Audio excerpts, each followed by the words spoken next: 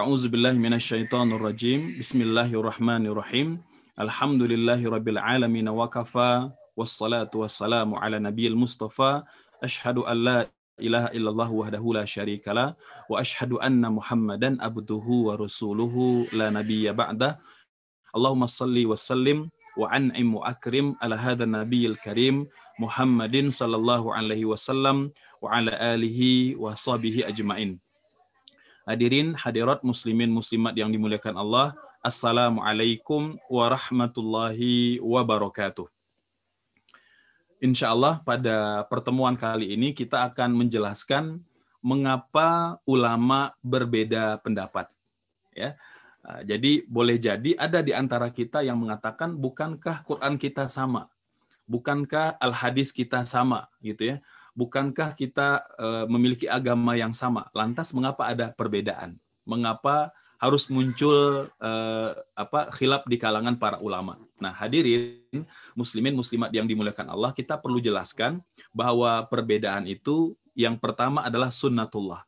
Allah yang menghendaki perbedaan, ya. Jika bukan karena izin Allah Subhanahu wa taala, maka tentu manusia semuanya sama, baik agama, pemahaman, pikiran, termasuk mazhab, ya.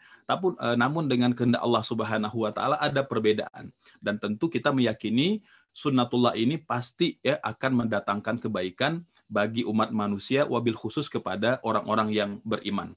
Paling tidak ada 6 hal, ya, yang membuat mengapa ulama berbeda pendapat. Yang pertama, bahwa perbedaan itu adalah karakteristik dalam fikih, ya. Karena dalil-dalilnya itu tidak selalu bisa dipahami secara qat'i, ya, secara pasti pada perspektif tertentu, ya. Contoh yang paling simpel misalnya ketika ulama berbeda pendapat apakah laki-laki yang telah berwudu, ya, itu bisa batal wudunya apabila tersentuh dengan istrinya, ya. Mengapa berbeda padahal ayatnya sama ketika Allah mengatakan tentang di antara sebab, ya, bahwa seseorang itu perlu berwudu adalah aula mastumun nisa, gitu ya. Kalau diterjemah Al-Qur'an atau kalian menyentuh istri-istri kalian, gitu ya. Nah, lamasa ataupun kata lamasa itu, ya, itu memang dipahami berbeda oleh para ulama madhab, sehingga konsekuensinya berbeda pula hukum yang hadir, gitu ya. Misalnya Al-Imam Syafi'i memahami ayat ini secara tekstual, gitu ya, dan juga berdasarkan pemahaman beliau dari beberapa hadis Nabi, ya, ketika ada seorang sahabat yang bertanya apakah dia perlu berwudu kembali ketika telah menyentuh istrinya, gitu ya. Nah, Al-Imam Syafi'i memahami bahwa apabila seorang laki-laki menyentuh istrinya maka batal wudunya, ya. Karena istri ini dalam pemahaman Al-Imam Syafi'i rahimahullah, ya, dia bukanlah mahram dalam arti nasab, gitu ya. Jadi bukan orang yang terlahir dari darah daging yang sama, tapi mereka menjadi mahram, ya, itu karena ada perkawinan, gitu ya. Nah, sehingga kalimat ataupun pemahaman yang dipahami oleh Al-Imam Syafi'i dari ayat aula mastumun nisa itu, ya, secara tekstual, gitu ya. Artinya wanita yang bukan mahram secara nasab, ya, apabila disentuh maka batal wudunya, gitu ya.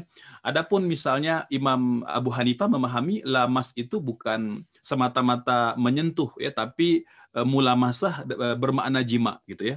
Jadi dalam pendapat Imam Abu Hanifah rahimahullah, seorang laki-laki yang menggauli istrinya barulah batal wudunya. Kalau hanya menyentuh saja itu tidak membatalkan wudu, gitu ya.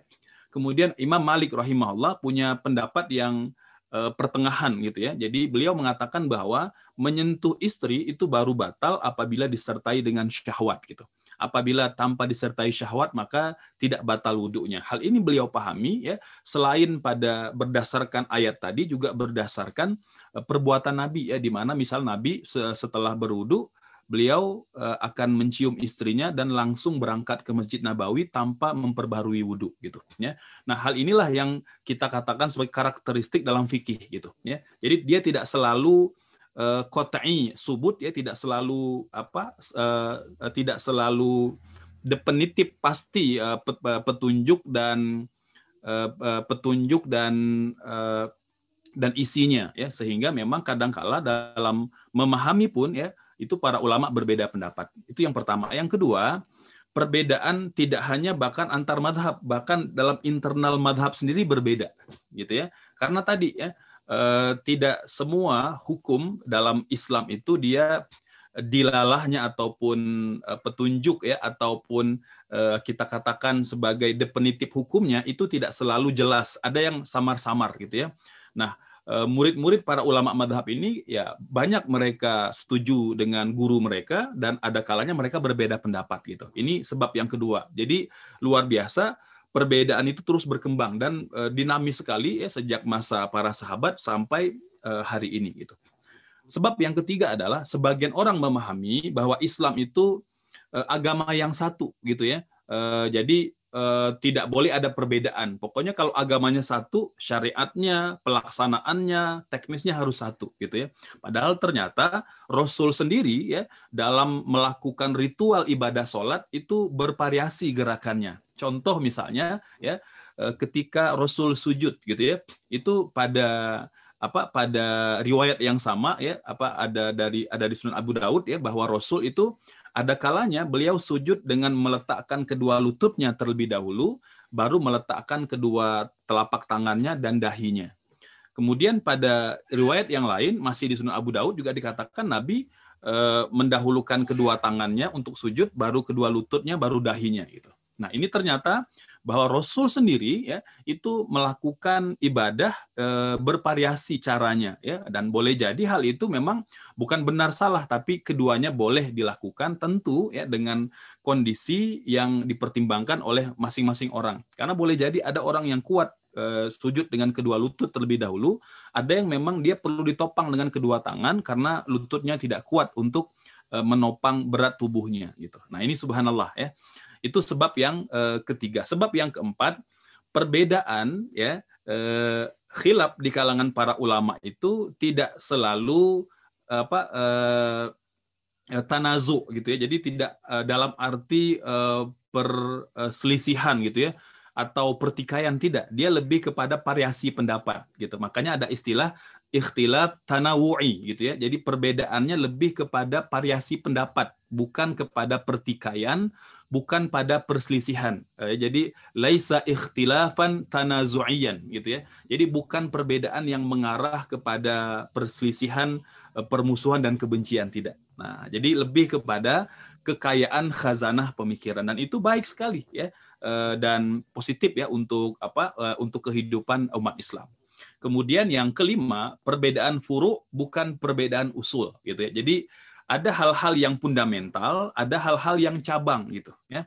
Nah, jadi kita kadangkala memahami bahwa jika kita tidak boleh berbeda pada hal-hal yang usul, kita juga tidak boleh berbeda pada hal-hal yang furu. Tidak begitu, gitu ya. Jadi kalau hal-hal yang fundamental, yang mendasar, gitu ya, al-ma'lum minad-din bid-darurah, kita tidak berbeda pendapat, ya, tentang kewajiban sholat, kewajiban puasa, kewajiban zakat, gitu ya. Beriman kepada Allah, beriman kepada malaikat, kitab-kitab, itu hal-hal yang sangat fundamental, itu tidak berbeda, gitu ya.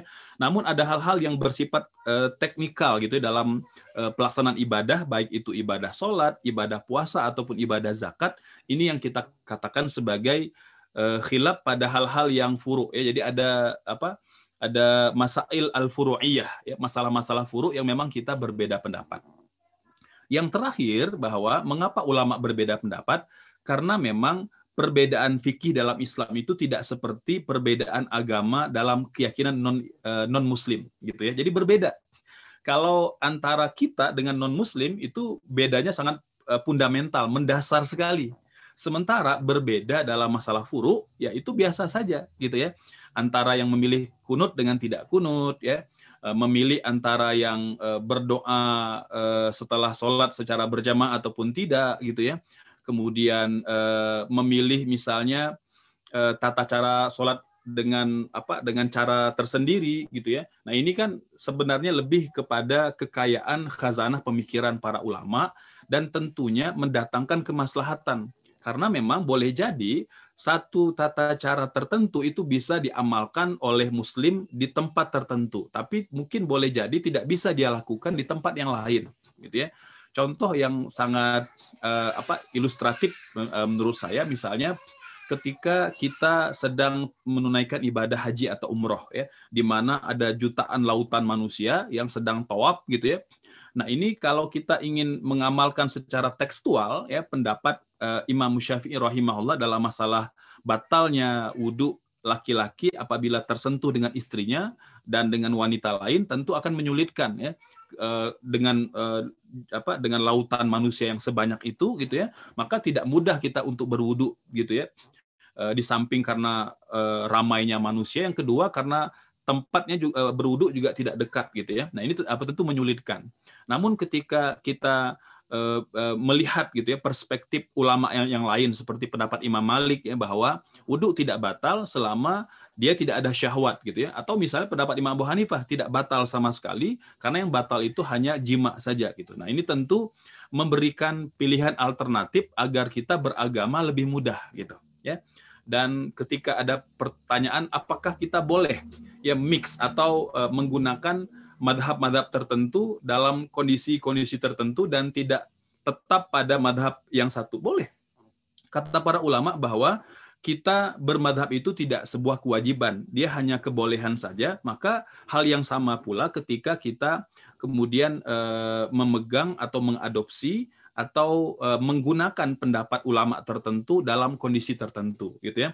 Meskipun memang para ulama kita menganjurkan agar kita mudah memahami agama, maka hendaknya kita bermadhab dengan madhab tertentu ini agar tidak membingungkan, terutama ketika proses transfer ilmu kepada generasi berikutnya, kepada anak-anak kita atau generasi muda kita gitu ya, sehingga mereka tidak bingung ya dengan jawaban-jawaban yang ada. Namun ketika mereka sudah sampai pada darajah nazar, kemampuan untuk menganalisa, membaca dalil, meneliti, maka tentu tidak boleh lagi bertaklid pada pendapat tertentu ya, namun kemudian harus menggunakan otaknya, kemampuannya gitu ya, pemikirannya untuk menilai mana yang paling sahih di antara dalil yang ada. Tentunya sesuai dengan kapasitas ya dan kemampuan ya, karena memang nazar ataupun kemampuan meneliti dalil kan setiap orang berbeda-beda gitu ya. Dan ulama juga sepakat pintu ijtihad belum tertutup sampai hari kiamat ya. Jadi siapapun yang memang punya otoritas, punya kemampuan untuk meneliti ya sebuah dalil gitu ya, maka dia boleh berijtihad ya, tentunya apabila dia memenuhi persyaratan gitu ya. Nah, tapi kalau dia tidak memenuhi persyaratan, maka bertaklid itu tentu lebih mudah dan lebih aman ya. Jadi kita menggunakan pendapat para ulama yang tentu lebih kredibel dan menguasai tema-tema tersebut. Demikian ya, semoga dengan mengetahui sebab-sebab mengapa ulama berbeda pendapat, kita akan menjadi lebih toleran ya, kita akan menjadi lebih friendly ya dengan seluruh perbedaan yang ada, sehingga tentu ini lebih mudah untuk mengarahkan kita pada persatuan dan kesatuan umat. Demikian, wassalamualaikum warahmatullahi wabarakatuh.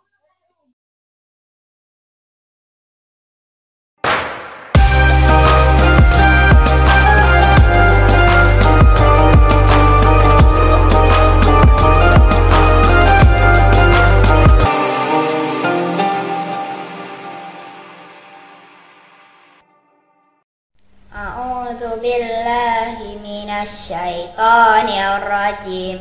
Bismillahirrahmanirrahim. Al-Qari'ah, mal-Qari'ah, wa ma adraka mal-Qari'ah.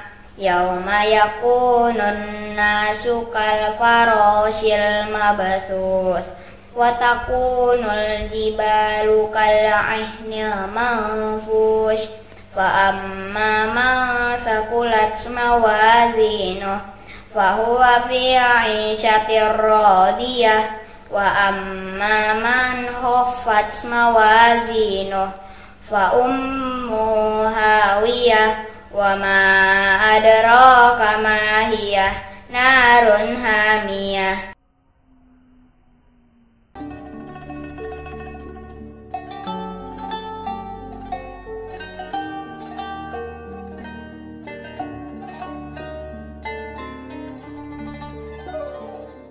Bismillahirrahmanirrahim. Assalamualaikum warahmatullahi wabarakatuh. Alhamdulillahirabbil alamin. Alhamdulillahilladzi arsala rasulahu bil huda wa dinil haq liyudhhirahu 'alad dini kullih wa kafa billahi syahida. Asyhadu an la ilaha illallah wa asyhadu anna Muhammadan 'abduhu wa rasuluhu la nabiyya ba'dah. Fa ya rabbi shrah li sadri wa yassir li amri wahlul 'uqdatam min lisani yafqahu qawli. Para pemirsa yang dirahmati Allah Subhanahu wa taala. Alhamdulillah, puji dan syukur kepada Allah, sampai saat ini kita diberi kesempatan oleh Allah untuk menikmati indahnya beribadah di bulan Ramadan. Saat ini kaum muslimin berlomba-lomba melaksanakan ibadah, dan terutama yang menjadi fokus ibadah mereka diantaranya adalah tadarus Al-Quran. Para pemirsa yang dirahmati Allah Subhanahu wa taala, banyak hadis-hadis yang menyatakan tentang keutamaan tilawah Al-Quran. Jika di luar Ramadan saja keutamaannya begitu besar, apalagi jika kita membacanya di bulan Ramadan, di mana pahalanya dilipat gandakan oleh Allah Subhanahu wa taala. Di antara hadis yang diriwayatkan dari Utsman bin Affan dalam riwayat Imam Bukhari, bahwa seseorang yang belajar dan mengajarkan Al-Quran adalah termasuk sebaik-baik makhluk, atau termasuk orang yang berada dalam standar yang terbaik. Khairukum man ta'allamal Qur'ana wa 'allamahu. Tentu saja sebagai seorang manusia, kita ingin menjadi orang yang terbaik. Dalam setiap sisi kehidupan, kita selalu ingin menjadi yang terbaik. Maka saat kita bersama Al-Quran, di mata Allah Subhanahu wa ta'ala, kita menjadi manusia yang terbaik. Yang kedua, dalam hadis yang lain diriwayatkan dari Abu Umamah bahwa Rasulullah SAW bersabda, Iqra'ul Qur'an fa innahu ya'ti yaumal qiyamati syafi'an li ashabihi. Bacalah Al-Quran, sesungguhnya dia akan datang di hari kiamat menjadi penolong bagi pembacanya. Para pemirsa yang dirahmati oleh Allah, pada hari kiamat nanti setiap orang membutuhkan pertolongan. Setiap orang sibuk dan khawatir terhadap dirinya. Setiap orang khawatir dan cemas terhadap nasibnya pada saat itu. Sehingga seorang ayah lari dari anak-anaknya, seorang ibu lari dari puteranya, seorang pasangan lari dari pasangannya, masing-masing memikirkan dirinya sendiri. Dan saat itulah Al-Quran akan datang menjadi penolong bagi kita. Syafaat itu artinya pembela atau penolong. Maka kata Rasulullah, bacalah Al-Quran karena nanti dia akan menjadi penolong bagi kita di akhirat kelak. Dalam hadis yang lain, Rasulullah juga menyatakan bahwa orang yang banyak membaca Al-Quran, orang yang mahir membaca Al-Quran, maka dia akan bersama para malaikat, akan ditemani oleh para malaikat yang mulia. Tentu saja kita ingin berteman dengan orang-orang yang hebat. Kita senang ketika punya teman orang-orang yang baik, orang-orang yang saleh. Nah, bagaimana jika kita berteman, ditemani oleh para malaikat yang mulia? Tentu ini adalah sebuah kebahagiaan dan sebuah karunia yang luar biasa. Maka dalam hadisnya Rasulullah SAW bersabda, Al-mahiru bil Qur'an ma'as safaratil kiramil bararah. Orang yang mahir membaca Al-Quran, maka dia bersama para malaikat yang mulia. Walladzi yaqra'ul Qur'an wa huwa yatata'ta bihi alaihi syaqun, ya. Dan orang yang terbata-bata membaca Al-Quran, ya, yang dia agak susah membacanya, ya, yang dia alaihi syaqun, yang mendapatkan kesulitan ketika membacanya, maka baginya lahu ajran, dia mendapatkan 2 pahala. Pahala dari membacanya dan juga pahala dari kesulitannya pada saat membaca Al-Quran. Luar biasa. Ini keutamaan yang Allah berikan kepada orang yang membaca Al-Quran. Kemudian yang berikutnya, bahwa membaca Al-Quran menjadi sumber pahala yang berlipat-lipat. Tidak ada pahala yang dilipat gandakan sebanyak pahala membaca Al-Quran. Dalam hadis yang lain, Rasulullah SAW juga bersabda, La aqulu alif lam mim harfun, ya. Rasulullah, tidaklah ketika kita membaca alif lam mim itu 1 huruf, ya, tetapi alif 1 huruf, lam satu huruf dan mim satu huruf. Dan setiap satu huruf dilipat gandakan menjadi 10 kebaikan. Ini luar biasa. Maka kesempatan kita untuk mendapatkan pahala yang berlipat-lipat di bulan Ramadan ini adalah dengan membaca sebanyak mungkin ayat-ayat Allah Subhanahu wa Ta'ala. Membaca sebanyak mungkin Al-Quran agar dia menjadi penerang bagi jiwa kita, menjadi penguat bagi hati kita, dan juga di akhirat kelak menjadi penolong bagi kita di sisi Allah Subhanahu wa Ta'ala. Demikian saja para pemirsa yang bisa saya sampaikan. Mudah-mudahan bermanfaat. Semoga kita termasuk Shahibul Quran yang nanti akan mendapatkan syafaat di sisi Allah Subhanahu wa Ta'ala. Semoga bermanfaat untuk saya dan Anda. Assalamualaikum warahmatullahi wabarakatuh.